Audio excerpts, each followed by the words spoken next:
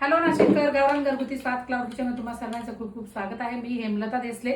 आज शनिवारपासून आपलं किचन बंद राहणार आहे, पण एका दादांचा खूप आग्रह होता, तर त्यांचा बर्थडे साठी आपण मिक्स व्हेज पुलाव बनवून दिलाय असा 20 लोकांचा। तर छान बघू शकता, असं मस्त काजू पनीर व्हेजिटेबल्स असा मस्त बासमती राईसचा पुलाव तयार आहे।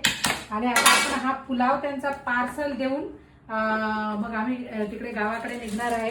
तर मंगळवारपासून आपलं किचन चालू राहणार। तर मंगळवारपासून आपापल्या ऑर्डर घेतल्या जातील। तर मी कालच्या पण रात्रीच्या पण व्हिडिओमध्ये बोलली की मंगळवारीपर्यंत आपलं सोमवारपर्यंत बंद आहे।